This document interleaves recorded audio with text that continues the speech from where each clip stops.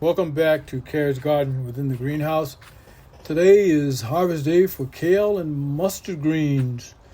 And as most of you already know, kale is considered a year-round vegetable or produce. It thrives in cooler weather. In fact, right at the beginning of frost or after, it serves to make tastier tasting kale when it's prepared, in pots and so on. If you saute it, etc., similar to, say, spinach.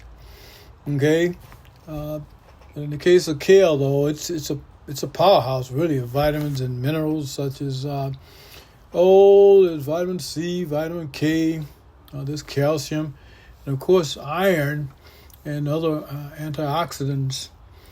Growing it in the greenhouse, it kind of ensures that you have access to high quality organic produce that's packed with nutrients and so on. I guess one of the fallbacks though with growing in the greenhouse, it's important to have proper lighting, of course, during the evening hours, and not to mention an irrigation system which we're yet to install, but we've had quite a bit of success with just simply watering with the hoses. As you can see there, that's a robust bunch of kale right there that's in my hand. Okay, another benefit though of kale when it's grown in the cooler temperatures, pests, disease, and so on. It's within the greenhouse. It's a controlled environment, and it sort of minimizes the pests, diseases, and so on.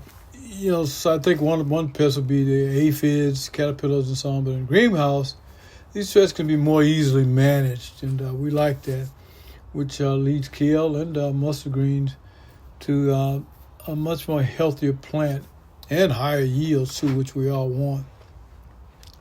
Another benefit from growing that we found in the greenhouse, it allows for intensive planting, maximizing the use of the available space.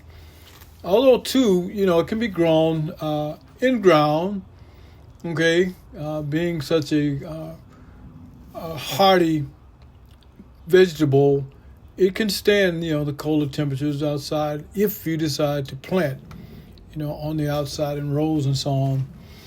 We, inside the greenhouse, of course, as I mentioned a moment ago, it reduces, chemical pesticides and herbicides and so on. It's a footprint, that it's well managed, of course.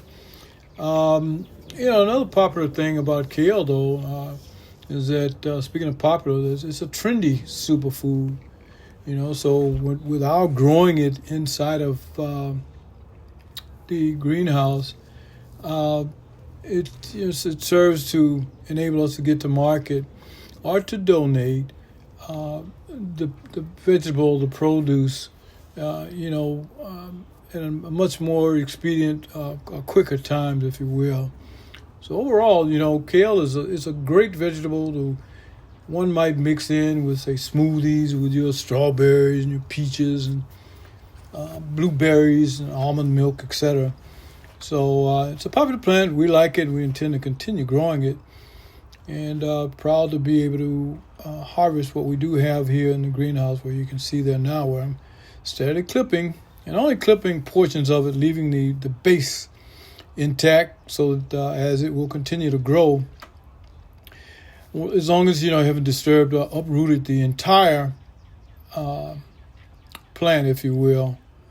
So you notice here we're in the greenhouse. We do have acreage outside of this one. This is our second greenhouse, but this one here, this greenhouse, the 30 by 80, has been relegated to growing in, as you see here, leafy produce such as the kale. We do have cucumbers over there to right in front of me on the far right. There's cucumbers, there's cherry tomatoes, and there's peppers, and I want to say bell peppers as well. So I just thought I'd give you an idea of how we grow kale. There's a nice bunch that I have in my hand now. So I do thank you for watching. Continue to keep us on your radar. Like the video for us, and feel free to send over any comments that you that you might have that we'll incorporate going forward. Thanks for watching. This is Steve at Carrie's Garden. Look at that.